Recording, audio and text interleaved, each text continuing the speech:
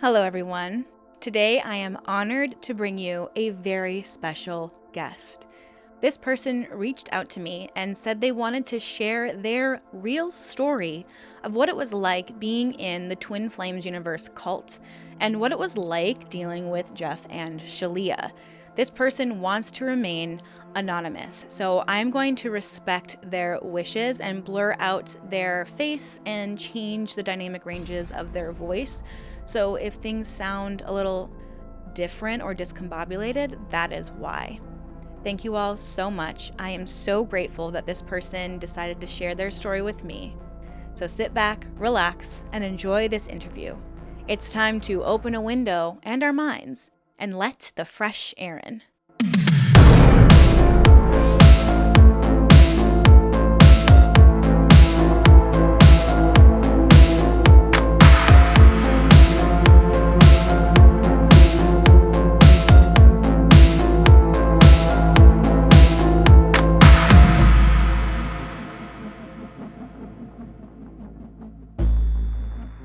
Hello everyone, welcome back to my channel, or welcome if you're brand new. My name is Erin and I am fascinated by all things cults, true crime, and unique spiritual practices.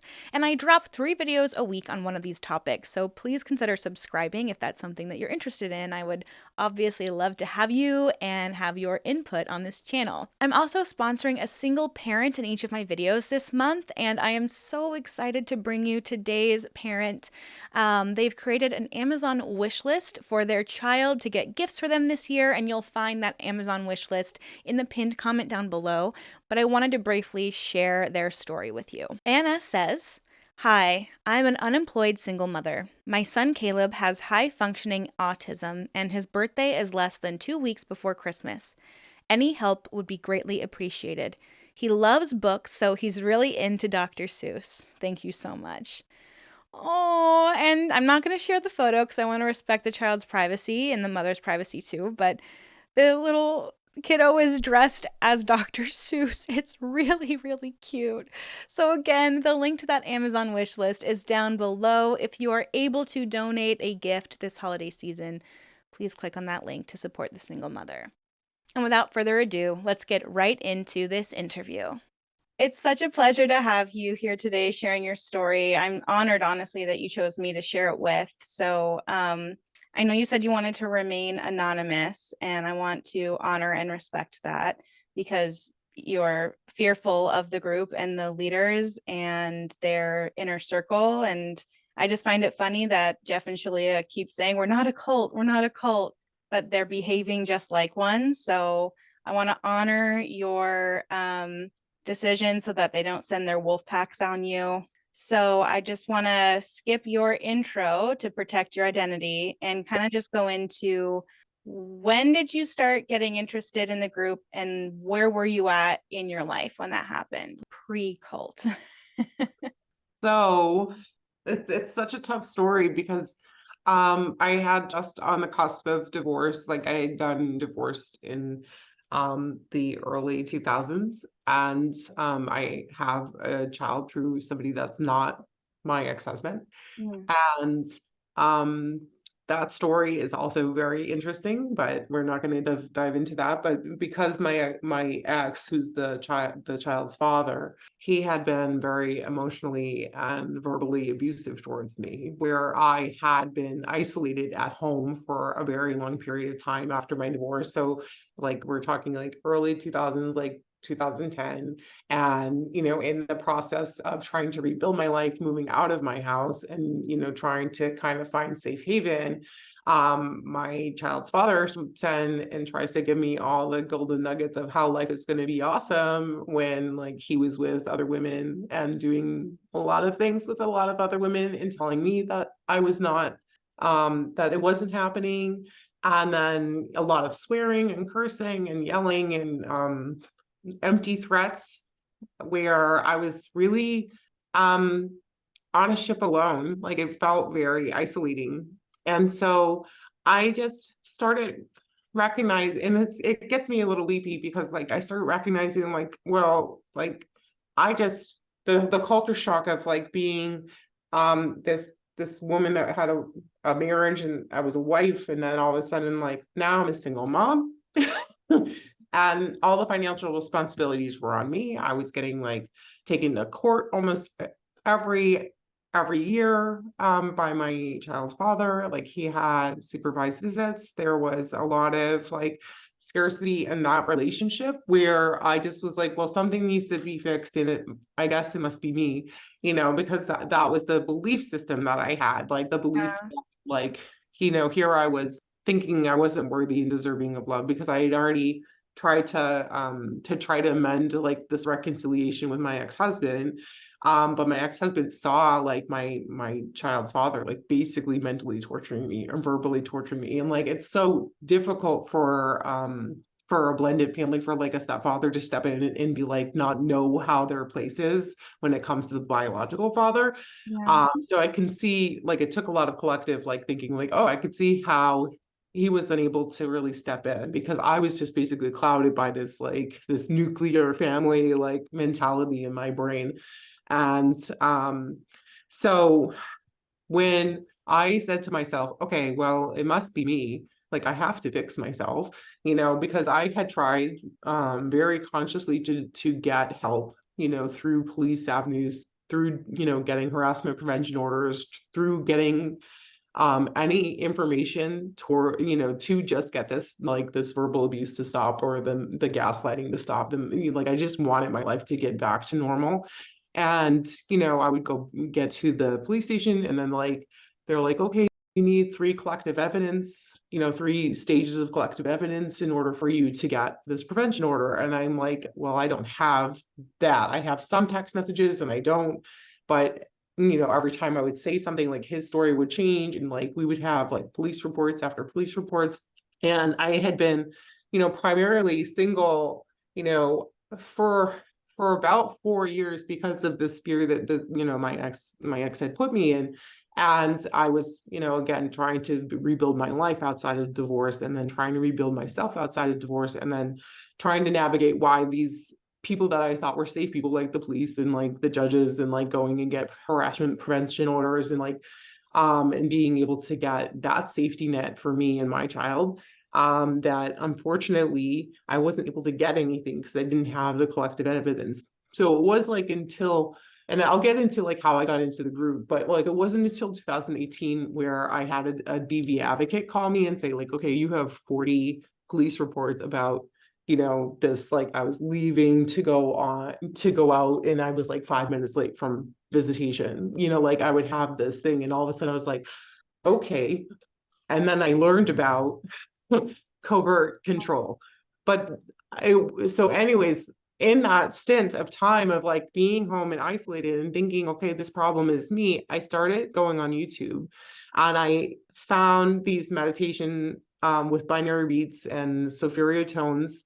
And I'm not sure if you're familiar with like sulfurio tones, but with sulfurio tones and binary beats, when you're working with those brain frequencies, when you're working with your theta brain frequency or your delta brain frequency, it does actually alter your state of thinking in a sense where you're kind of calming and subduing yourself. And I was leading myself into like the laws of attraction to say, like, trying to just constantly fix myself and give myself the help that I needed, to get out of this like kind of very circular relationship where I was being sworn at and yelled at, and like, and I was like, why doesn't anybody love me? And like this very self-deprecating like way of thinking.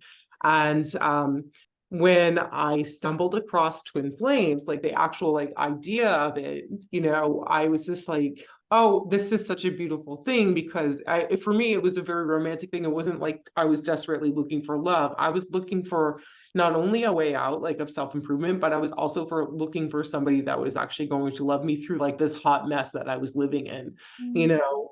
And so a lot of their YouTube videos, so like when I started, first it was, Twin Flames 1111. Then it was like, it wasn't Twin Flames Universe until like 2016. So like when it was like 10 Cups Ministry, and then Twin Flames 1111, all these other people that were selling the same story. When I found Twin Flames Universe, there was parts of their videos that were very like Oh yeah, I'm experiencing that. So I was identifying the gaslighting and manipulating that I was dealing with my ex. And they were like doing shadow work videos where I all of a sudden was like, yeah, that makes sense. Like there's something about it that makes sense. And then the promise of heaven on earth. And I'm like, oh my God, that's so beautiful because it's definitely better than what I was living at the time, you know? So it's Um, reinforcing all these things you've been like telling yourself already. right. And Yeah. towards the end of the interview I had with Lexi last weekend, she was talking about how similar cult leaders and an abusive partner operate Right. with that coercive control. So you're already like primed for that, for someone Mhm. to kind of come in and replace that person in your life. And you're also already considering the fact that it's all your fault. So Yeah. you're really like the perfect victim almost, you know? Like I don't know if you consider like to use that word to describe yourself, but from the cult's point of view, it's like, oh, she's dealt with these terrible relationships and she's already on the path to be blaming herself. Let's Right. help her self gaslight. Right. And it's so interesting because like you don't really realize, that you're getting into like an alternative version of what I was already experiencing because it was the promise of getting better. It was the promise of my heaven on earth. It was the promise of eventually I'm going to get my ultimate lover. And that was just like, here I had been like already, pushed against walls. I'd already been sworn at. I'd already been getting denied restraining orders. So I was like, of course that sounds magical. Like it sounded so good. But so I didn't really, so when I got into the group and started being in the open forum and um starting navigating my journey like a little single because I had kind of pushed the ex baby daddy out of the way. Like I was like, okay, trying to really work on myself. I started like learning about covert control. So I thought I was doing the right things, Mhm. right? And I didn't see it, when I was in the group. Like it didn't feel like that until like we're talking like 2017, 2018, where I was really starting to see more of it. It was like I was addicted to something. Mm. Um, so when I got into the group, I was single, and at that time, I started doing the work, their meditations, and I was like, I had not yet been able to financially get to a place of like purchasing their ascension school. And so that's where, when you're in the open forum, what happens when you are kind of like sharing your story, the guidelines are like you have to remain positive and in that laws of attraction way of talking, like whereas you're acting as if you already have it, which is detrimental in itself. But anyways, what you're acting as if you already have it. And that's really how the open forum really operates. And even if you try to like have like this negative like experience, you're experiencing some type of like emotions, or you're experiencing something that is in what they would call contrast, in contrast of what love is, because to them you're living in hell or you're living in fear. And that's not promoted in the group, because the group is really supposed to be viewed as like this loving community, and you're sharing and expressing love. So like if I was posting something that was expressing like something that was negative that was happening in my life, then I would have the coaches come in and be like, oh, I hear that you must need to mirror this. Let's go and let me check your DMs, and I will do a session with you, and we will do a session, and we will, just buy one of these sessions, and then we'll just do the mirror exercise so that we can start working on this. And then maybe there would be the times where like Jeff would pop into the forum and like comment on the post and be like, just kind of expressing like, well, obviously you're not doing the work. So you need to align with your coach, and we have to make sure that, you get the mirror work done so that we start promoting, you start talking more, positively. And there would be times where like the lead peoples would be posting things just to kind of like redirect the group from having negative content in the open forum.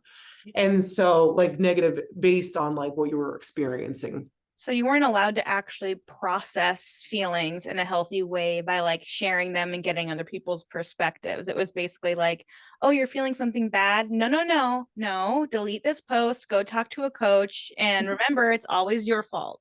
Right. And Wow. so, here I'm, you know, once the coaches came in and they would talk to me and be like, well, you really have to feel into this. God really wants you to have your union. And there's money's no obstacles, so God will provide that for you. So you'll have to mirror that and see what that looks like for you. Maybe it's opening up a credit card through PayPal. Maybe it is open, so there would be the conversations of like leading you into like opening credit cards in order to purchase their product. Even if you couldn't do a monthly payment plan, they would say like, okay, well, maybe you can do a monthly payment plan, but if you can't afford it right now, find other ways where you could afford this. And so when I did buy the the Ascension School classes, and so when I started doing that, I started watching them and doing the work, and then I got introduced to a fellow, and I'm not going to mention too much about this guy because it does trigger me, but it does lead to why I left. Introduced by someone in the group or like a friend? No, it was Oh, so I had been doing the work. So if we go back to the idea of laws of attraction, where your thoughts become things, and not to say like people are so naive to think like I can as a genie think and wish, and all of a sudden poof, it appears. So like if I'm asking for my twin flame, and then this guy comes into my life, right, and he's like sweeping me off my feet, and everything's great and magical and wonderful, and then I go in the group and say, oh my God, I met someone and I think they're my twin flame. This is their picture. And then I got automatic confirmation by like, by the head salespeople that have that discernment. Oh, and then I get like secondary confirmation from Jeff or Shelia about this person legitimately being my twin flame. So okay, now we can do the work. We have to get into more of the twin flame ascension school. And have you bought our romance attraction course? Have you bought our life purpose classes yet? Have you bought, there was this other dreams coming true, which is another module system that they have. So they don't just have twin flame ascension school. They have romance attraction, they have the dreams coming true, they have their book, they have their meditations, they have their life purpose classes. And so they have these other avenues that, I'm like, great, yeah, I'll just buy this so that I can get more alignment to this relationship. And, I was doing the work and doing the mirror exercises, and I was getting a lot of praise for my good duties, me being on heaven at the time, like whatever that looked like. and was this And guy in the group at this point, or he was no, he outside of wasn't. it? So Okay. I had not, so the way the group pairings happened after I left. Okay. Okay. Yeah. So So it's just, you attracted your twin flame. The group's like, yay. And then they're like, well, you still need to know how to like maintain your relationship. So buy more programs. right. And he Okay. was a heavy alcoholic. He was a very heavy alcoholic. And so I was doing the mirror exercises and trying to figure out what about me was dissociating, because he was actively in addiction. Like he was actively like getting like fireballs like at 9 o'clock in the morning with a pack of Budweiser. Like, and I was like, what about me is dissociating? Let's mirror that. So that was your fault. His addiction became your fault Absolutely, it because did. you're part of the same soul, right? So that means that if you heal yourself, he'll Yeah, heal himself. Gosh, yeah, so much pressure to put on a person. right. And so when that relationship came to an end, it came to an end with that gentleman like physically assaulting me. Yeah, so I got head butted in the face and like punched several times on my body, and I would be I was very sad about this. And this was like, you know, I just didn't understand what was wrong with me. So here I would try to mirror more and try to go on the group to figure out what I needed to do more differently. No And one ever said like it's not your fault that no, someone's abusing you. No one no, ever said that. no, because at that time, so here again, like I was very not problematic, but it was like I was ended that, got physically assaulted by that gentleman. And then within like 6 months, I was then able to get into a different relationship where I felt like I was healthy enough, which was a joke, but that's a joke. Yeah, I wasn't. Um, and when I announced that poor relationship ended, And then I entered into this new relationship. Oh, we were wrong. This person was your false twin flame. So the guy that abused me was my false twin flame. So all the confirmations that they gave me was like, this person was my false twin flame. The person that I was with, and then now we're talking 2017, 2018, that new person is actually my true twin flame. And I'm doing such a good job. So where I had been able to like discern through that, apparently through their eyes, and they're watching my growth, and they're like, I got reached out to be a part of the meme team. And so what the meme team is through Twin Flames Universe, and I don't think they have it anymore, but where I'm creating memes for their group, and I'm helping posting on the open forum, and I'm also posting in other groups. And then they have their fishing group, which is a part of the meme team, as a part of that, where they have a list of groups that you can post into, and you can basically fish for clients to bring them to the open forum. And Wow. yeah, and there was just so much more to that. So after being a part of the fishing team, I was being able to actively start recruiting members into the open forum. And then after that had happened, they were seeing all that do-gooding, where Facebook was we were able to share videos. We weren't able to do lives yet. You were able to do like watch parties, so we would Oh, yeah. watch parties for the first 3 episodes of Twin Flame Ascension School in the open group, so that we can start promoting more people that weren't purchasing their products, so that we would then have them sign up for those groups, so that we can then watch parties, or we would have a watch party in the open forum, and we would answer questions as like a live chat. And so I was really hustling and bustling as a volunteer. So you didn't get paid for any of that time? No, I didn't get paid. So what happened when I started getting towards like the sales portion, like being in the sales team, which was a big deal, because I was able to then have conversations with Jeff, and have conversations with, and this is when Anna and Trina were really big, because they were kind of like Jeff's go-to people, because they were the 2 people that were in union at the time, and this is before Keely came in. And to him, they were in union, and harmonious union. And so the sales team was such a big deal to be a part of. And when the sales team came, I started being the administrator of the open forum.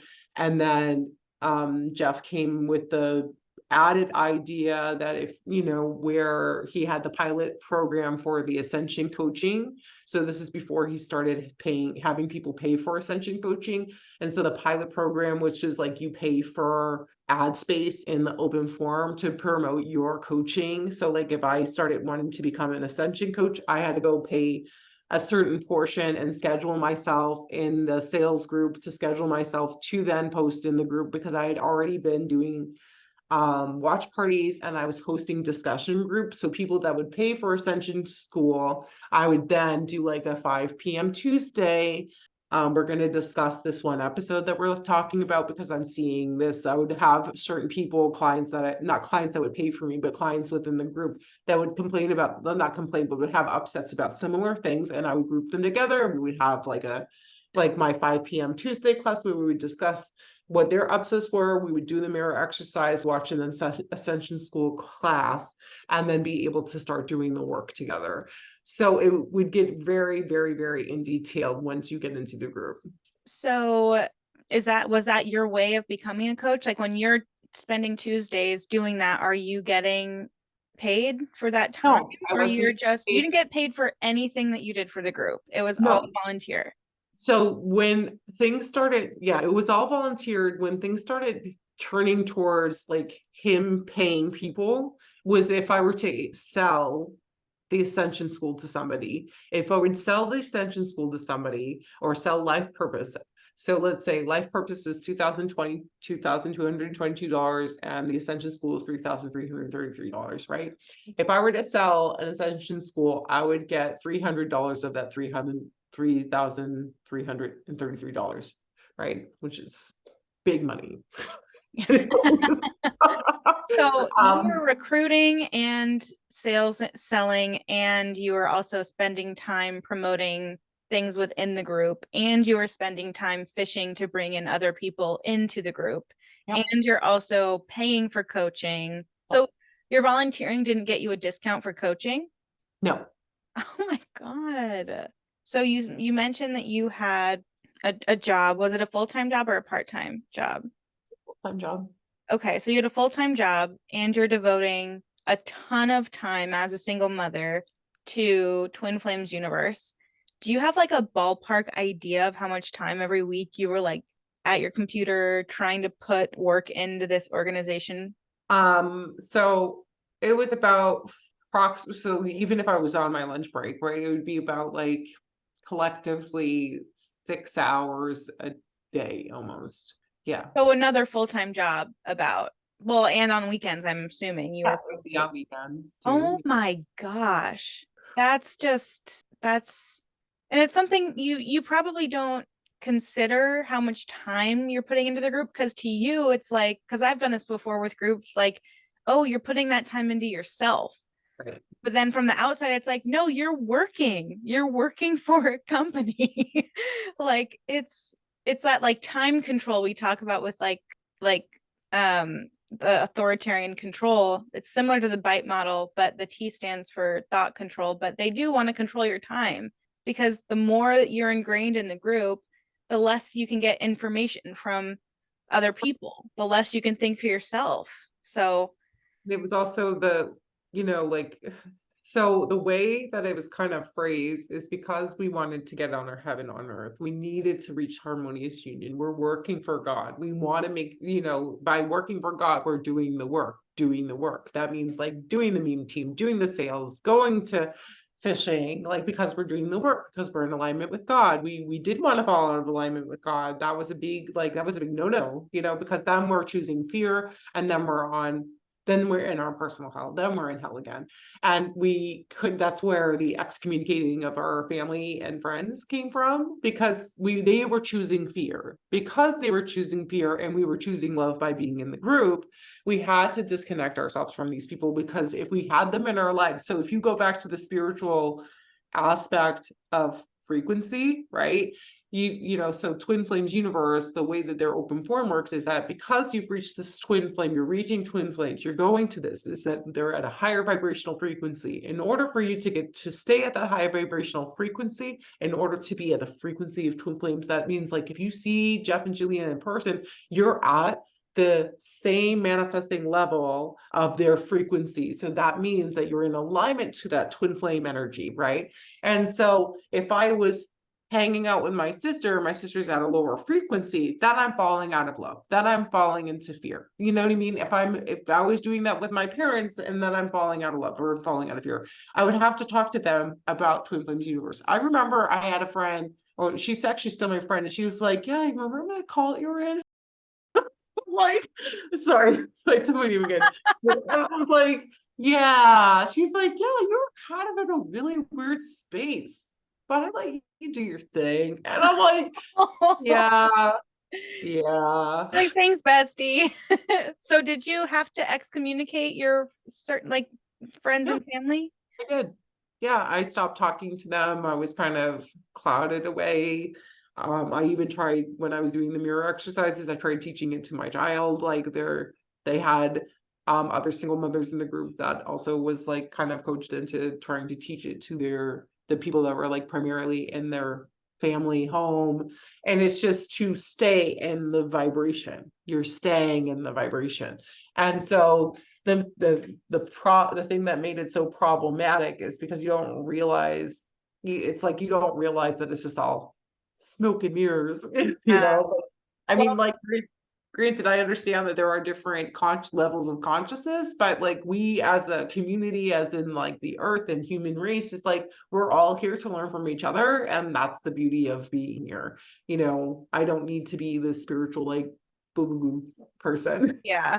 Yeah. Yeah. Like the glossed over eye. I always feel like there's like a look to people who are like really hyper spiritual and that's everything. Cause I feel like I've been that person before where there's like this just like nothing Right. in the eyes, but it's like, Yeah.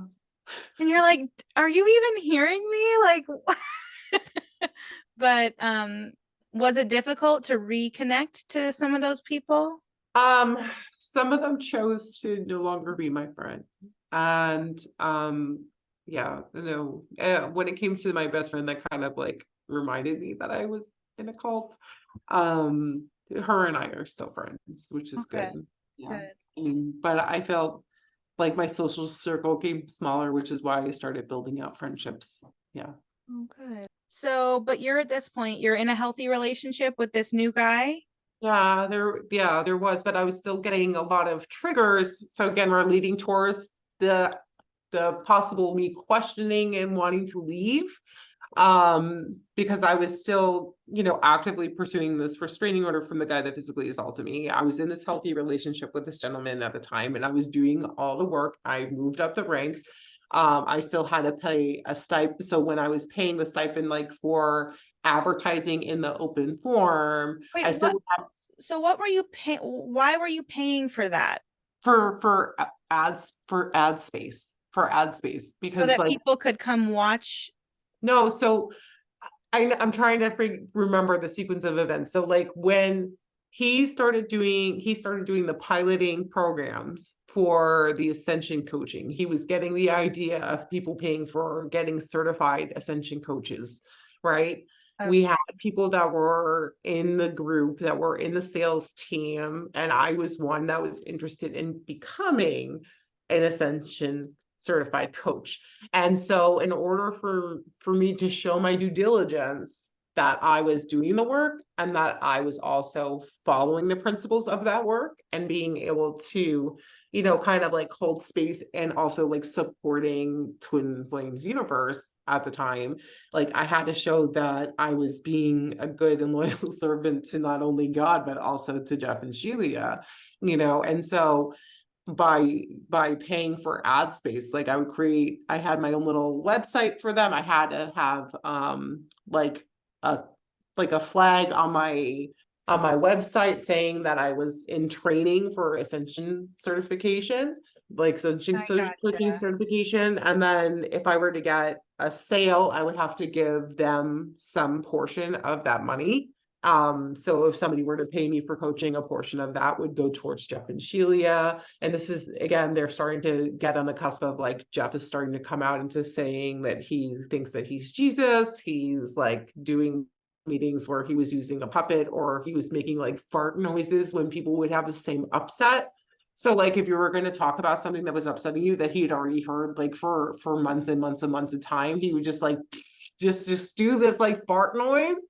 Like he's like, this is just ridiculous. He would, this kind of like casting people aside. We would get to conversations where there was this one woman that actually ended up committing, and I was doing the discussion group part. This is before I was doing the coaching aspect, but she had committed suicide, and they had to put that under the rug real quick.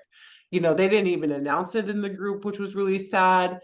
Because I was, online friends with most of the girls that were doing the discussion groups. And so when we caught wind that this one woman had this woman that committed in her discussion group, we would go and talk to Jeff and be like, hey, we need to address this with the group. We have to hold some type of space for this woman. And, his was automatic, like, no, we're not doing that. We don't want to promote this fear into the group because our group is surrounded by love. We don't want to acknowledge this because this woman chose fear. This woman chose fear. And Wow. Is this the same woman that was featured? I don't know if you watched the Netflix documentary, but they mentioned a woman that did that, and she had been yeah, asking in the group for like resources and saying like, hey, that it's the having same these woman. challenges. Wow. And she was just basically ignored and then just And pushed yeah. under the rug. That's deplorable. Like that's one of the worst things I've ever heard. And it's like you're building this online community so people are connected to this person.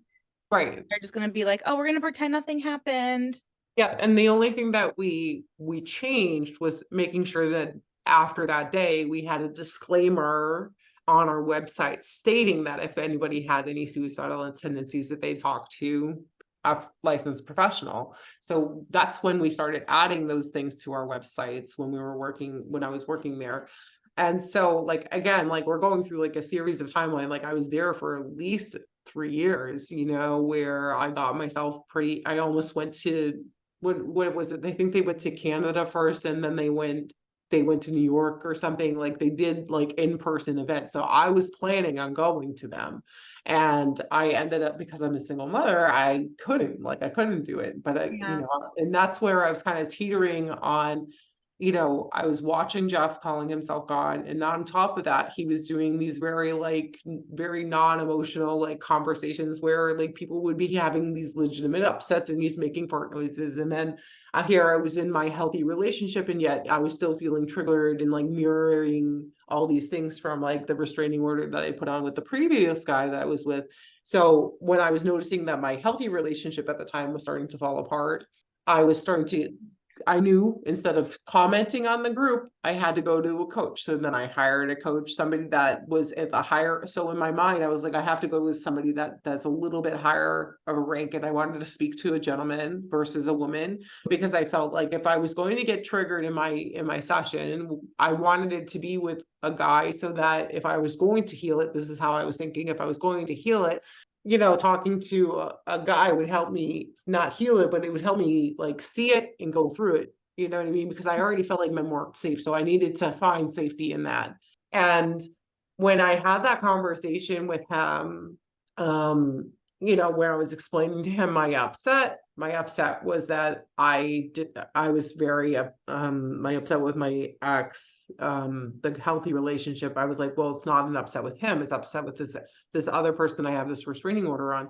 Like, I'm upset because this trigger of like me getting abused is still coming up, like it's still really bothering me. And I feel like it's really, dismantling my relationship.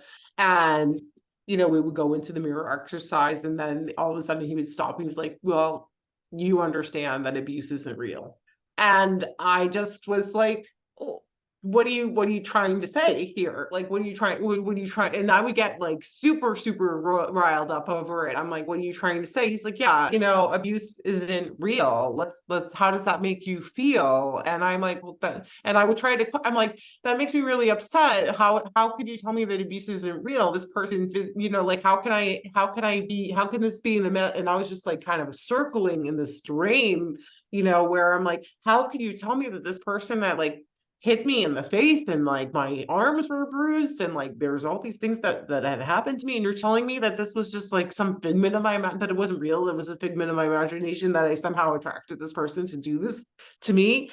And all of a sudden I just was like, yeah, I can't, like I that as soon as that happened, like I actually was very collective with my leaving, because like I waited, and it wasn't like this big abrupt reaction. I had to make sure that all of my posts had been deleted. Like, I deleted all the posts that I made because I didn't want anybody to know anything. I mean, like there might be some still in there. I'm not 100% sure because I'm no longer a part of the group. But I had to delete a majority of the posts that I had made, and I then left, and then everybody started like blocking me and then deleting my messages, and then making sure that I was no longer had access to, like, I had a back end access to WordPress, which is what they use for their web browser. For Twin Flames Universe, I had to no longer get access to their Hootsuite, which is something that I had access to in order to be a part of their meme team. Like, I had like everything about what I was doing for them was completely like off the table, out of the picture, no questions asked. Like, they just were like, you're done. Everybody gets out of your life. I was alone. Wow. So you didn't even announce that you were leaving. It was just kind of like, oh, she left the group. Now everyone go and block her, delete Yeah. all access Yeah. to everything.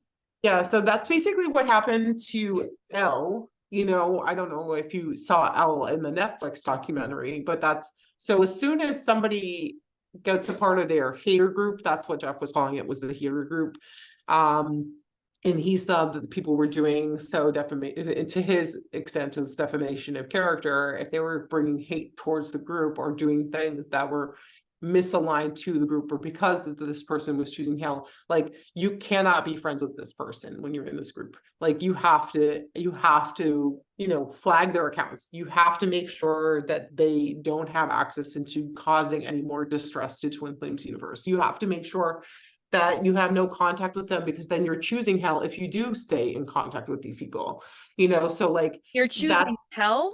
yeah, so you're choosing fear. You're choosing, because a lot of the God. prompt, Because because I, Jeff is God, so he's yeah, heaven. And oh my, so I'm not laughing because to diminish anything. It's just like I feel like it's one of those things where if he was a friend telling me his reasoning for like cutting you out of his life, I would start laughing at him and be like, dude, she has every reason to want to get away from you. Like you and your minions are treating her terribly. What are you expecting from the people that you are harming? You abuse is real and you're abusing people. right. And I'm It so is. sorry that happened, but I'm if that was the catalyst for you getting out, I'm glad that it got you out. And I'm sorry for the pain you must have experienced after like feeling like you were a part of a community and then all of a sudden everyone's basically like shunning you. Yeah, it actually was really tough. And, I was actually really grateful where I noticed that there was girls that I worked with that had also left the group, where we found space in a community together where we can get help, like where we can talk it out and we can experience things without the use of the hippie woo woo mirroring. Yeah. Yeah. Yeah. So so you've gotten out of the group and you are recognizing that your friends are starting to basically shun you. And then Mhm. you see the Vanity Fair article. So what was your reaction to that? What did you feel like super validated? What were you kind of like? So, so when I had been in the group when the Vice article came out, Mm, and then when Vanity Fair was coming out, that was still a big deal. I had left the group in 2018, so that was after Vanity Fair. So because that was like a big to do. That was a big to do for Jeff. Jeff was so excited about that. Shaylia was so excited about that. And then I had left when it came out. Like it was kind of like this big domino effect. gotcha. Okay, okay. So you were Oh, in the group when Vanity Fair came out and they were excited about it? yeah, they were very excited about it. Well, they were excited about the interview. They didn't see it come out until so when it did come out, I had already left and then I read it and I was like, it was very validating to see. And I'm sorry that it seemed like that I'm trying to like catch up with my story, but it was very validating to see this confirmation of like at first I didn't really want to read it, but then I read it and I was like, oh, okay, so these people are getting some exposure and I wanted to see what they were doing. Like I wanted to see the reactions or I wanted to see and know how it was being handled because I still had people that I cared about in that group. Mm-hmm.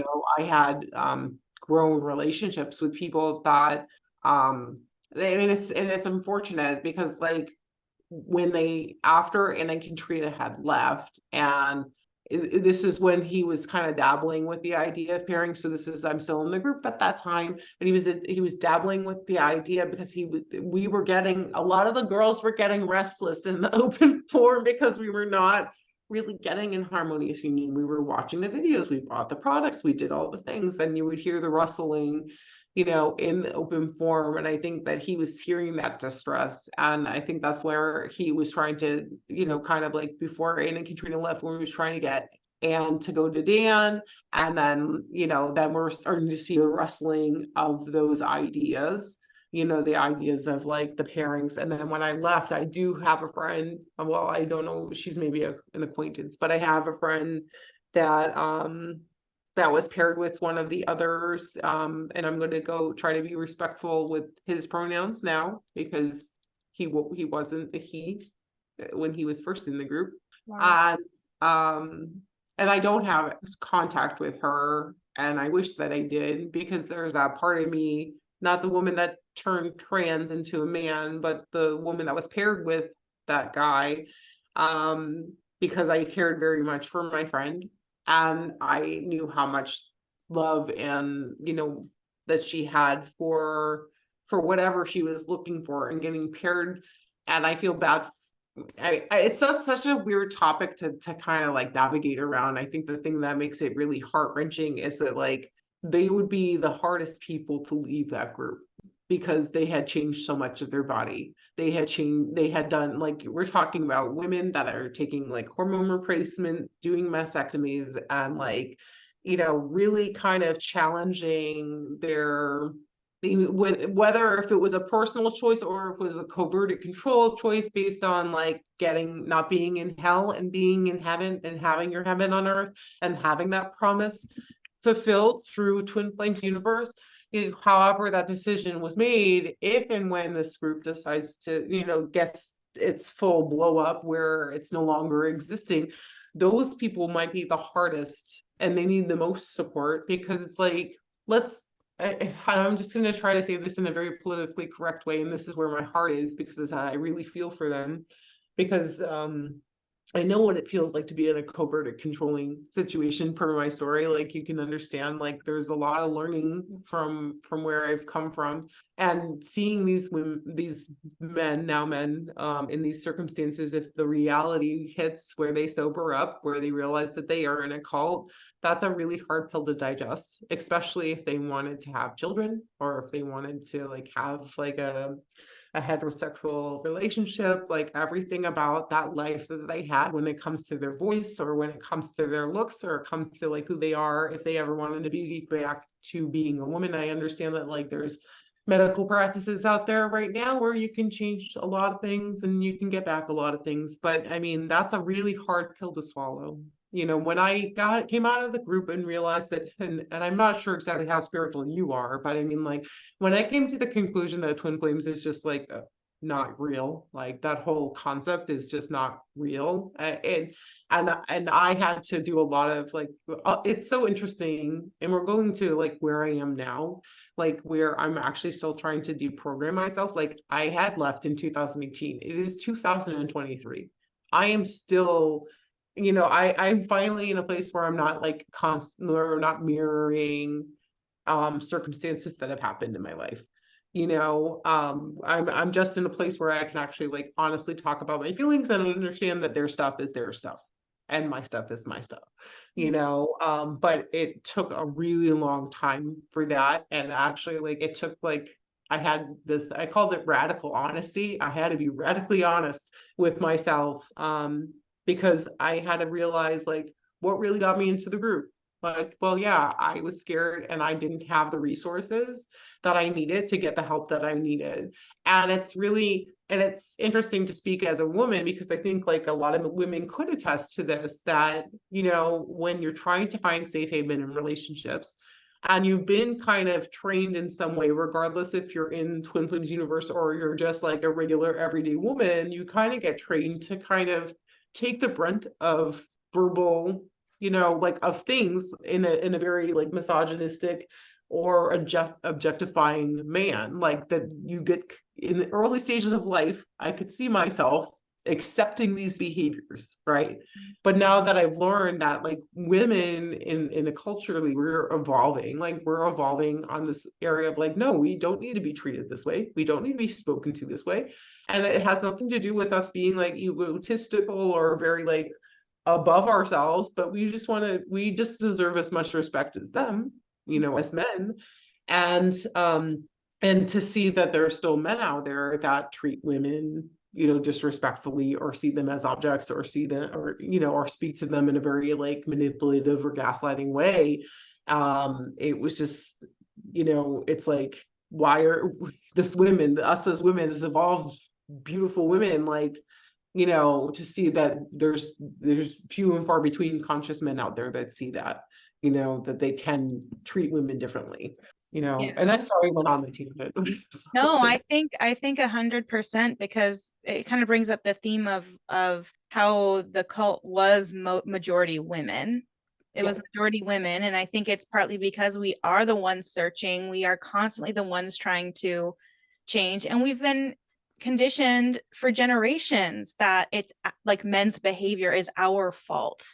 So Right. when you're in a group where you're expecting healing and you're wanting support, and they're telling you, basically reinforcing that idea of, well, yeah, it is your fault. Do the mirror exercise. What are you not healing? And I think accountability is great. There's plenty of times I've needed to take accountability for my life and understand myself more, but it is not always your fault. You are not attracting other people treating you poorly.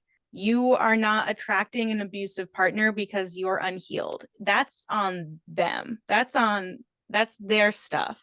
And if a man can't, or any partner can't treat the other partner with respect, I mean, that's the bare minimum at this point, you know? And that was something that felt so problematic to me watching the documentary and doing more research, is it just like felt like there were so many toxic, terrible relationships that Jeff was basically saying, like, no, keep going. You got to fight through this. It's your twin flame. It's supposed to be hard.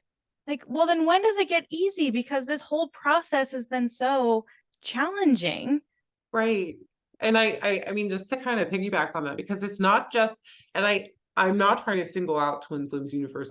I wish I could think it was just all of them, but there's so many people. I mean, if you go on YouTube and you look up shadow work or dark night of the soul, right, which is a prominent, so it's like for the spiritual like venue, right, for what YouTubers do is like they go and they search for the baitiest clickbaity titles that you can think of, right? And if you're, so when I was training before I decided that I was leaving the group and I was on the cusp of wanting to be an ascension coach, you know, we got trained to looking at like, this is how we made our videos. We looked online, we searched on what people were looking for, and we saw that these were very popular. So they went online, they searched the SEO, they made sure that they asked certain questions. Why is my boyfriend cheating on me? And then boom, you would get a video about shadow work, or you get a video about dark night of the soul. And so then they would make a video based on that title, and they would just like bust out recording, and then you would get like a library of videos, and that's how they would train the ascension coaches to start kind of mimicking what Twin Flames universe was doing. But eventually, but the goal was is that if I was a coach, right, and I was doing this platform and building this platform, everything would have to get directed towards the client purchasing Twin Flames Ascension School or the client purchasing life purpose classes. And so that's the goal of their ascension coaches. And actually, that's a lot of the goal of the map. So when map was evolved, and I am going on this because you just did a video on map, and because of map, so what map is like exactly what you were explaining and how they're working with veterans and people with PTSD and trauma. But a lot of that is, if you were to think of it as a funnel system, that is the funnel. You get the map practitioners, you get the people that are doing map and the work that they're doing on map, but eventually you're leading that client to eventually purchase Twin Flame Ascension School. And you're leading the client that's doing map to eventually to do the life purpose classes. And so you're leading them to this filler, right? So that's how it works for them, you know? Yeah, It's all just like a money funnel. basically. That's Yeah. basically the mask is like, but we're going to heal your trauma, but we don't actually know how to. But and I think that's something I always have a hard time with, and I'm trying to be really intentional with my channel too, because I actually dated a YouTuber, and he would, years and years ago, and he would like do something for like 5 to 7 days and then post a video about how it changed his life, and then he would stop doing that thing. And I'd be like, well, you can't do that. People are looking up to you thinking that you're doing this crazy diet or doing this meditation, this crazy thing consistently all the time, and you're telling them it's changed their life, and then you look back and it's not like some of the stuff he was doing. I'm like, that is so unhealthy for a human, and you're out here telling people it changed your life. And I think we're seeing that on like a grand scale now, where people are Right. promoting terrible behaviors, whether you're a woo-woo spiritual person or you're exploiting a spiritual concept like Jeff and Shalia are, and all these twin flame coaches, or cosplaying as a fitness professional.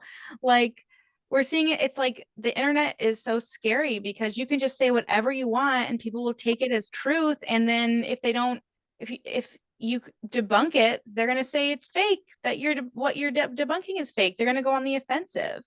Right. And you can go all day about like, okay, then we have freedom of speech and all these other things, and like, Yeah. and how like it's kind of the joke. I call it a joke where people say, well, it's on the internet, it must be true, you Yeah. know. No, it's not. But it's actually to your point, and I kind of, and this is where I am in, I don't want to call it my journey, but like this is where I'm at in my journey, right? where I am like to the point where I'm just done with all the social media and like wanting to help the people. So, like I'm actually planning on getting my master's degree in trauma studies so that I can become a trauma counselor. And my awakening point from leaving Twin Flames Universe after, being told what I was told, I this goes back to your accountability conversation and like taking accountability for myself. And this is what I say now with like my even current person that I'm seeing, where I'm like, we all have to take responsibility for our parts of the shit show. So like, I you love know, that. Yeah. because because I have to recognize that, even though like not everything, I know everything is not my fault. Like I understand that, but they also have to take accountability for certain things that they're bringing to the table that also make me feel yucky, and like the things that I do that make them feel yucky. And like we're all equal participants as a part of the shit show. So in order to make it better, we have to take radical responsibility and have that honesty. And so I had come to realize like, okay, well, I realized I'm an adult child of an alcoholic, and I didn't realize that the laundry list, and this is what the Netflix documentary showed me, and this is what the Amazon documentary showed me, is that if I wanted to get so spiritual about this, this is probably the best thing that could have ever happened for everybody, is for us to realize how codependent we are. Mm.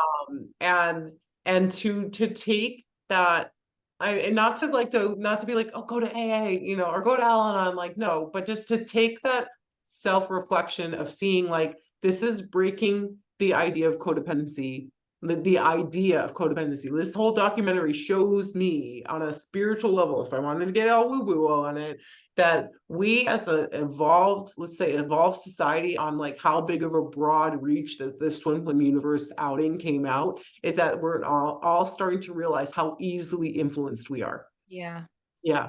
And I think that out of anything, that's probably the most beautiful realization that we could get as a human race. Mm-hmm. Yeah, because I think we all want to think like, I've got it figured out and Yeah. I know exactly how to live life. And then when something does work for us, we're like, tell everybody this is the secret sauce to life. And then we want it to be the thing. And I think if you can just let go and say, like, I recognize when you're being influenced by someone, and recognize if, like, something I've been trying to like recognize within myself is, and I don't know if this will resonate, but like, it's okay that this thing works for me and doesn't work for somebody else. It's okay Yeah. that I like this thing and this other person doesn't, and we can still coexist and be friends or be family, be lovers, whatever. And that's okay, because Right. there's that part of us that wants to fit in and be like everybody else and all this, like all the same things that other people like. And in a cult, that's what you have. You're like, well, we all like this thing and we're all working towards this one goal and we're all connected and we're all speaking in the same way or wearing the same types of outfits or X, Y, and Z. And I think just recognizing like, it's okay that I like what I like, and it's okay that these things don't resonate with me, and it's okay to ask questions. I love what you said, like, our minds are so easily malleable, is what I always say. We are so easily influenced, we're so easily changed. And you might think you've got it all figured out, but like the right person can come in at the right time and like switch it up for you.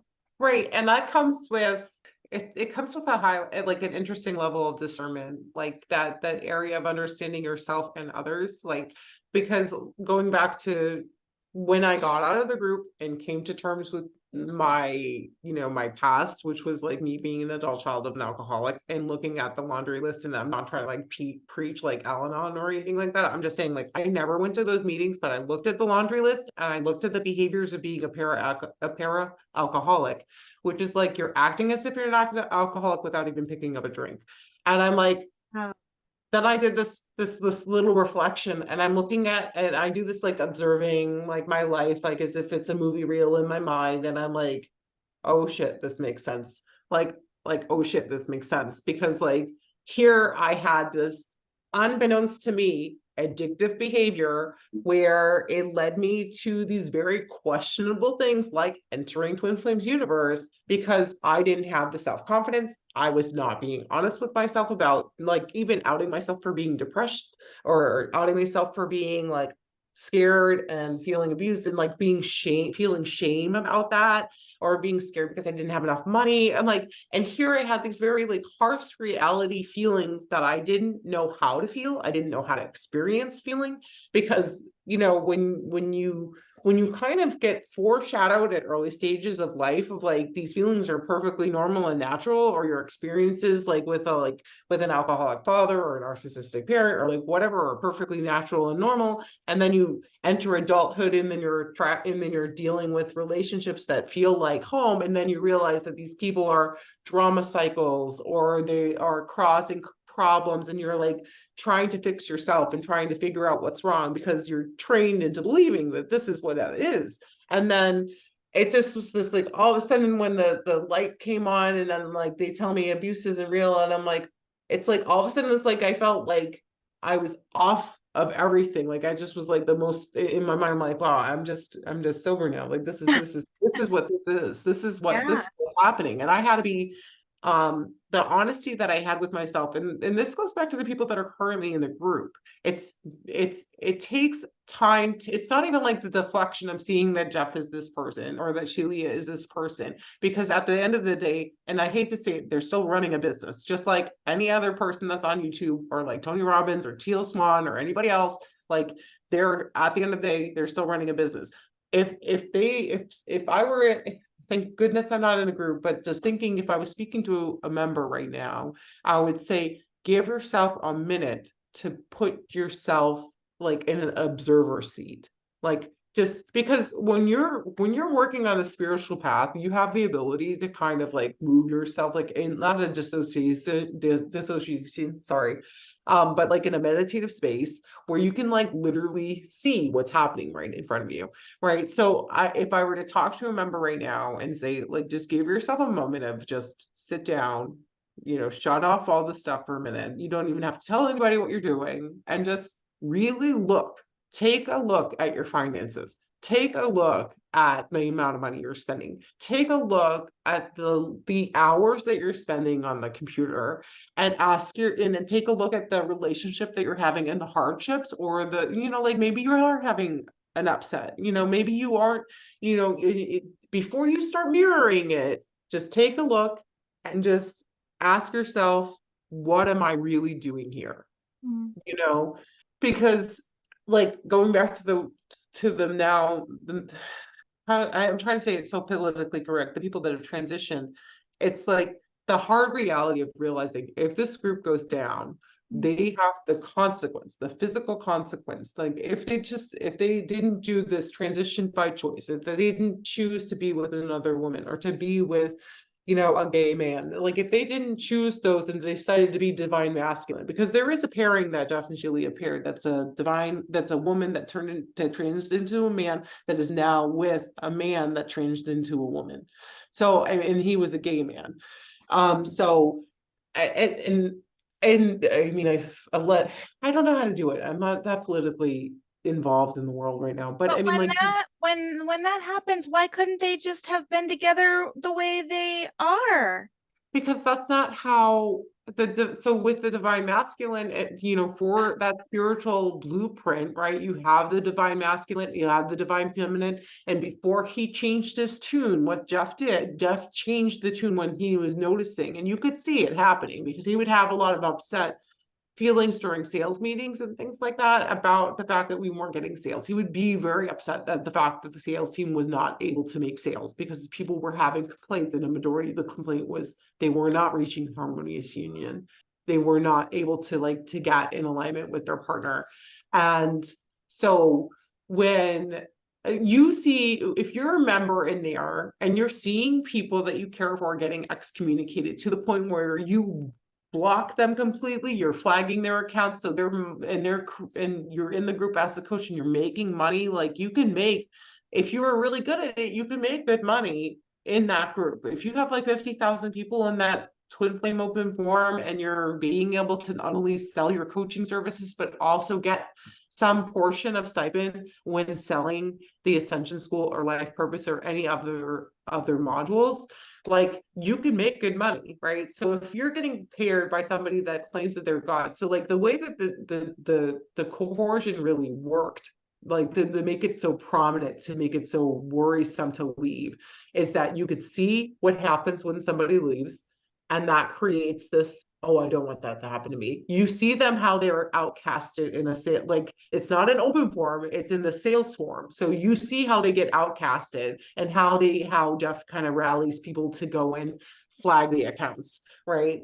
And then you already know that there's this financial avenue, like that you have to like put in for the tithing for the Church of Union. You have to put in money for, you know, purchasing ads on the web, on the forum, or like you'd have to like give a portion of these money. So like you're already financially tied to these people in some way.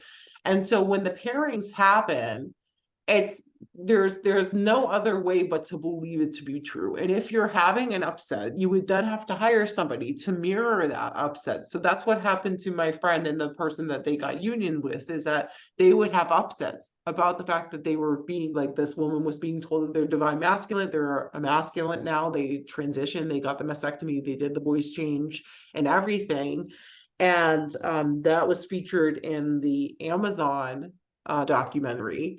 And so you could see like the slow changing, and you get to this point where you believe that this is true, right? You believe that what is happening is true, like that it's now your choice, because you had to feel into it. You kind of, the way that the mirror exercise kind of tricks you, it's like you're literally convincing yourself that what you're feeling, these upset feelings, because if you're feeling upset or if you're feeling uncomfortable about these situations or changes that are being kind of told to you, and you're going to mirror that until you're okay with that decision, you know. And so why would Puts they off do your it? intuition. Yeah, but why they would do it? Why would they do it? Why would they go to that extent of like changing their voices, getting mastectomies and things like that? Um, you know, if you go to the Netflix, you know, where Jesse Hersey was explaining that they had to sit down and watch, like they had to sit in a room for 24 hours and heal those upsets until they can commit it to being divine masculine. They had to watch like a series of videos based on the divine masculine, and that was on the Netflix series. And so it really kind of gets really pushed on you. And thankfully I left before all of that happened. But this is again to my my love and my love for the people that are in the group, because like, you know, that's, you know, to being convinced to something that's big of a commitment, you know, like, you know, you're in deep, you know. And so that's the thing that worries me, is like, where if I could tell your viewers, like, if once and when this group goes down, is holding space for these people, the reality of like, it's like you're taking somebody off of heroin. It's like, I hate to say it that bluntly, but I mean, like, it's you, once they hit the harsh reality of everything that they've been told up until that moment was a lie, it's like, it's like all of the veils just kind of melt away. And then you're like, oh my goodness, and you feel lost. Because when I got excommunicated and I realized that everything that I'd experienced through them was not true, it was just like, it's like everything shattered, like everything, like this whole idea, like I didn't know why I put so much power over these people, like why I was able to be so easily influenced by them. But and then it took me years to figure out it was because I was depressed. It was because that I was so lonely. It was because I was in an abusive relationship and I didn't get the help that I really needed. And that it took a very long time to get that help that I needed. And that goes into, you know, we're going into like the way society is as a whole for like single parents, you know, like, you know, the financial responsibilities of, you know, if you don't have a secondary parent helping you, the financial responsibility of taking care of a child in this day and age, like I couldn't afford real health insurance, you know, like I wasn't able to get on the waiting list for a therapist, you know, to get the help they need. Like that's what made Twin Flames the universe so easy to find, you Yeah. know. And it's such an unfortunate thing to see how, like, to get hit by the reality stick that this is how the world works, and I'm just trying to just do better now, you know, and still see that people are actively still regardless if it's Twin Flames Universe or any other business out there, like this is just how the world has operated, and this is where we're at, and hopefully we can evolve past that, which it looks like that we might be. That's the hope and promise of what the world can do. But like, I'm sorry, I know I'm all over the place, but like for No, you're me, so articulate. I love listening to you. but like for me, like what I'm doing now is that like I'm continuing, like I just was able to find, I've been in therapy for trauma therapy for a while. I'm getting myself into, friendship circles where like I'm actually making friends that are real life people, you know. And I, I was able, like, I didn't leave when I was working at Twin Flames Universe, like, I didn't quite leave my job. Like, I thought that I thought there was going to be a point where Jesus took the wheel and like money was going to just come flowing to me. But I was also, thankfully, I always heard my mother's voice in the back of my mind. And there was this, like, the mother part of me was like, I couldn't just do what these gurus and laws of attraction stuff would say. Just let go and let it happen. It's like the reality is like, no, there has to be like a work together moment when you're working together with what you're asking for. It's not just something that you just give up all of your inhibitions and everything when it comes to money and just open your hands, and God is just going to bestow this beautiful bounty of money to you. Well, yeah, it's easy to say that when you also don't pay any of the people you have volunteering all of their time and energy into your organization. Like, yeah, then money does fall from trees, but you're also exploiting people. Right. So don't preach that and say, look at my car and my house, and we just attracted all this. No, you took advantage of people's trust and you exploited people and you convinced people that you had a solution to a problem that you didn't have. Right. So, shh. And I'm really happy to hear that you're in therapy, and that brings me to, you kind of started a little bit, but if you could just talk about like what steps you took to kind of deconstruct some of those beliefs, and any advice you have for someone coming out of the group or a high control group. Um, I mean, that's like the hardest question to answer because, and it makes how did I deconstruct it? Is that I had to be okay with being alone.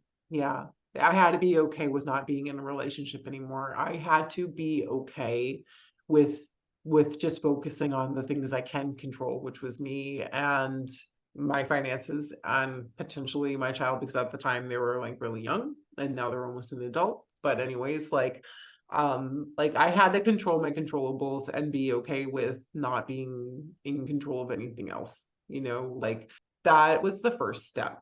And learning about, and the only reason I go back to that childhood part of me, like that, when I came to terms of being an adult child of an alcoholic and looking at the laundry list, and that codependency part of me that needed to learn that about myself, it gave me the perspective to start shifting and seeing things differently, like the choices that I was making, the relationships I was having, the money I was spending, like the things that I was doing. I was, and realizing that I inadvertently had an unseen addictive behavior. And and I'm not blaming myself for the abuse that I had endured, now that I've survived all of that, which I'm grateful that I did.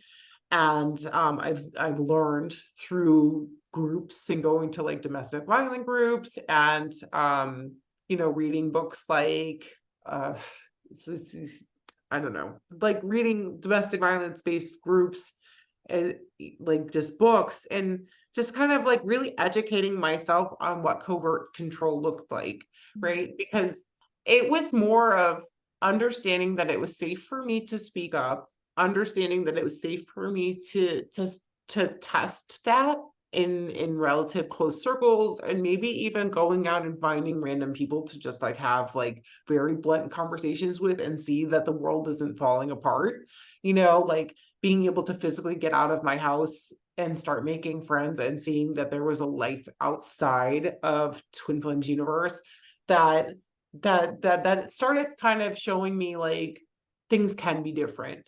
And then being in, and so I'm 40, and I'm still single, and it's more primarily by choice because after what I had experienced, I can't, it's not like a form of self-punishment. It was just more of like, after everything that I've experienced, I want to make an appropriate decision for my life, because all this time I've been kind of hanging on the wings of somebody else's expectations, and also on hanging on the wings of like these promises of these spiritual, like, lovey-dovey things that you go on the internet, you get sucked into, because like you watch videos like The Notebook, you want that romance, like you want to be like able to have somebody like ask you how your day was and have like these conscious loving conversations, and then somebody's going to buy you flowers and chocolates and love you and love you and love you, and it's like, no wonder women kind of strive for that love. It's because it's been indoctrinated that we could have our Prince Charming,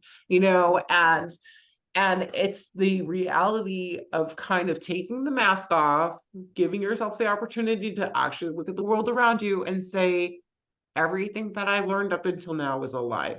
And it's okay that that happened.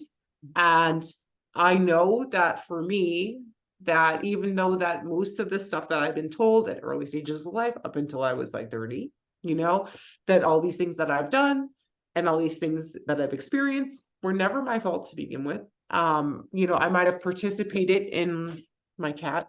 I might have participated in some of these things, but being honest with myself and starting taking my power back of realizing that yes, I can have a good relationship, but it doesn't have to be like Snow White, it doesn't have to be like Cinderella, it doesn't have to be like The Notebook, like it can literally be a version of romance, and that's good enough for me. And in taking that ownership of my life was really what helped me. And then when I started dating, like going out and like, and me, and when I started going out on dates, that's when like I would notice myself sometimes doing the mirror exercises if I was getting rejected or if I was getting one night standed or something like that.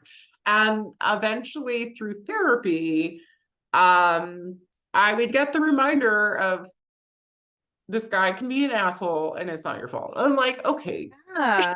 maybe I can learn better boundaries and how to protect my body autonomy, like where I can. So that goes back to taking my power and having that power of like, oh, I can actually choose on when I decide to have sexy time with somebody. Like it's Yeah. it's giving myself the reminder that I can have that voice for myself. And it's taking that, I can have, as a woman, being me, I can have that autonomy, and that's, and everything else that I've been told, all those stories about women, all these other people, these influencers that I follow, and be like, that's their stuff. And then I have my stuff, and I can be my own unique, beautiful person, and that's good enough for me. As long as, so it was having that acceptance of like, it's good enough for me, where once I got to that point, I was like, yeah, that's it. That's where I need to be. Wow. Yeah.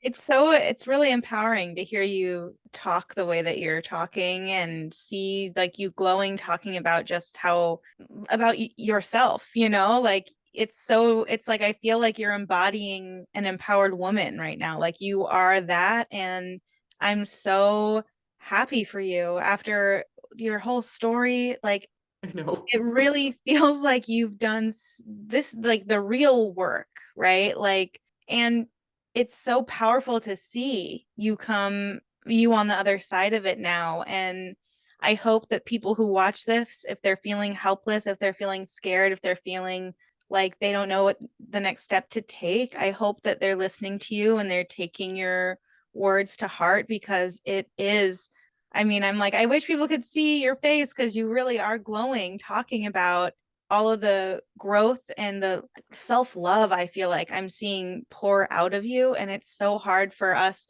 whether we've been in a cult or not, as women, to really feel that and have all the realizations that you've had.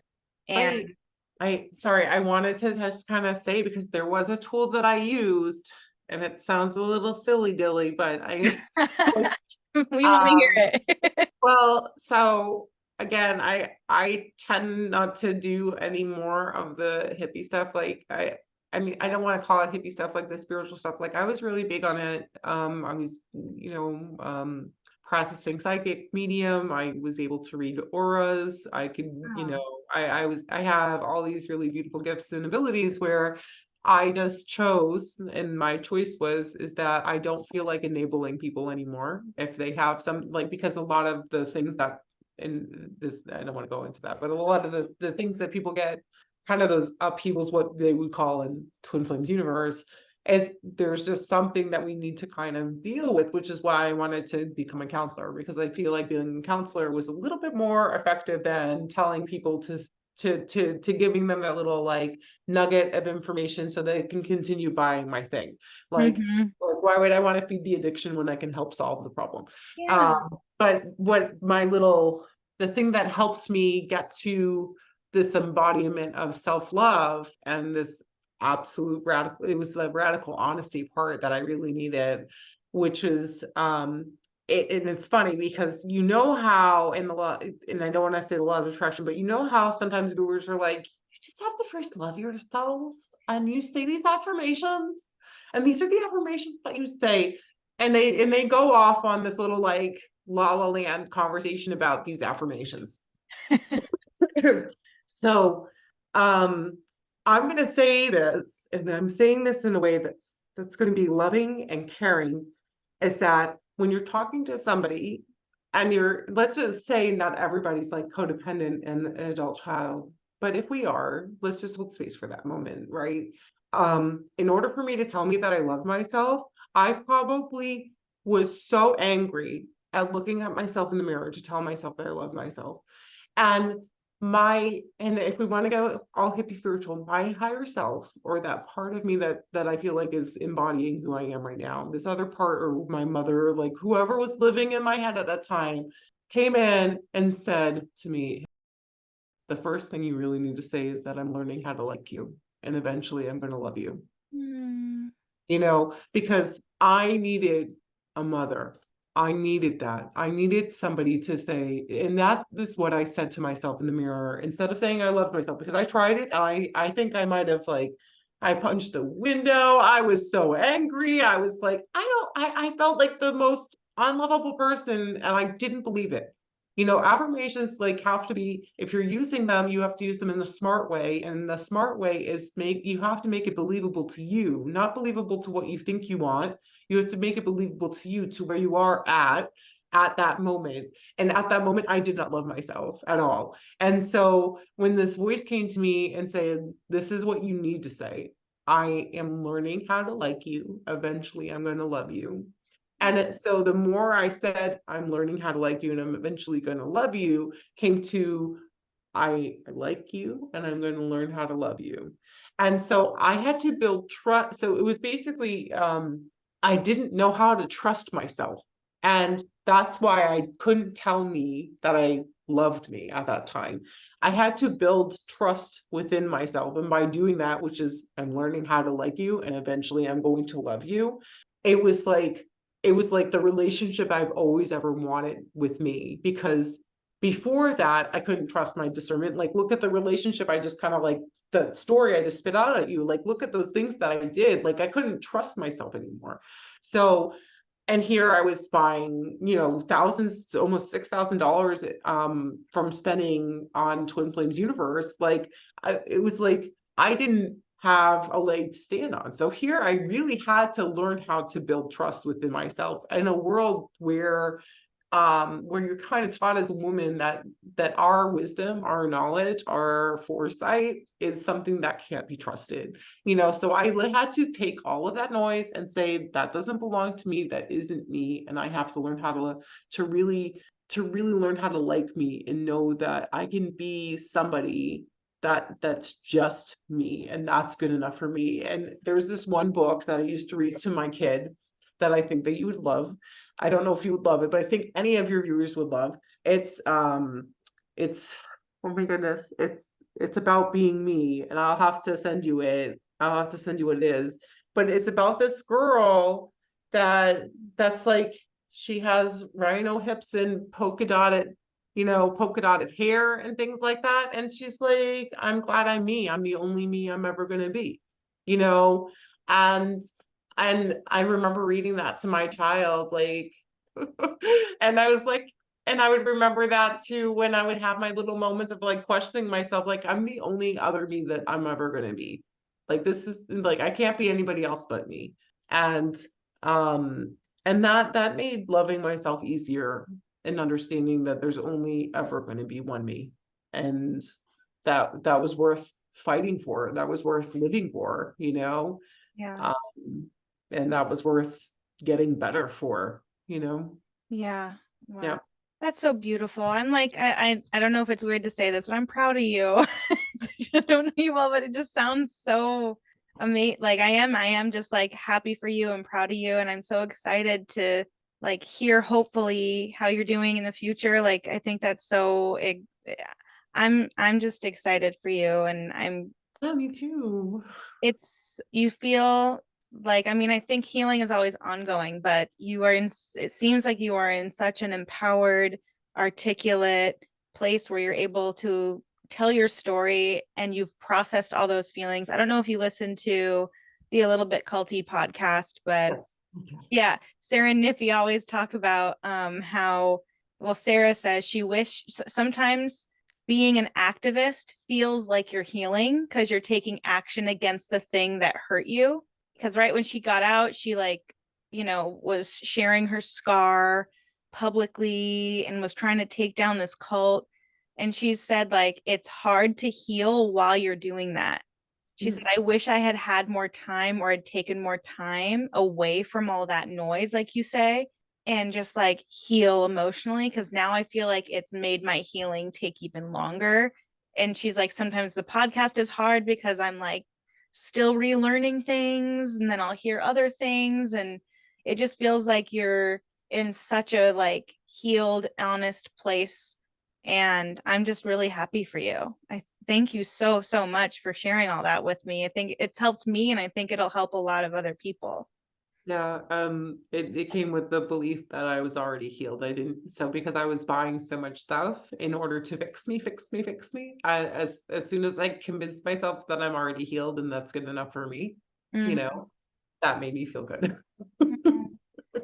I really love hearing that. And again, like you really are like embodying a very like loving, empowered person. And I think that that's like so beautiful and special and what we all kind of attain to be. And I think, like we've said, I think the whole healing process, it's ongoing and it's just like really, really great. Because watching the documentaries, I even felt like, man, I just feel like there's so much pain with a lot of the people who are speaking out and understandably so.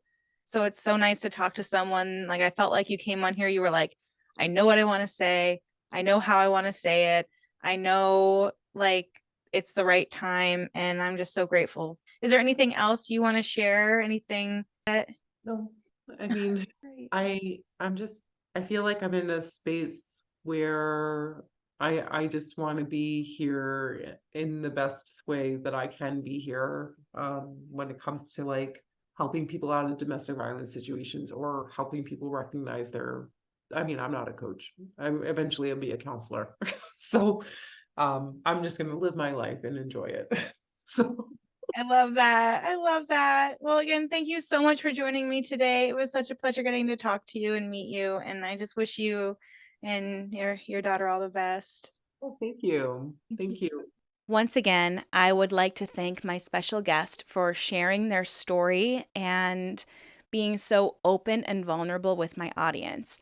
I really hope that anyone who kind of denies that someone can fall into an online cult or judges victims of cults starts to see things a little bit differently now.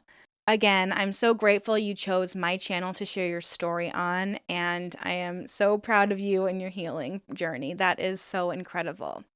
I have more interviews coming up this month that I'm really excited to share. If you have a story you would like to share, please feel free to email me at erinfinley@gmail.com and I will do my best to respond and try to schedule something with you, depending on if you want to type up your story for me to share or you'd like to do what we did today and share your story anonymously. I'd be more than happy to feature your story on my channel. And with that, thank you so much for all of your support. I really, really appreciate you, and I hope you have a wonderful rest of your day. Remember to ask questions, and please stay safe out there. Thank you so much. Bye.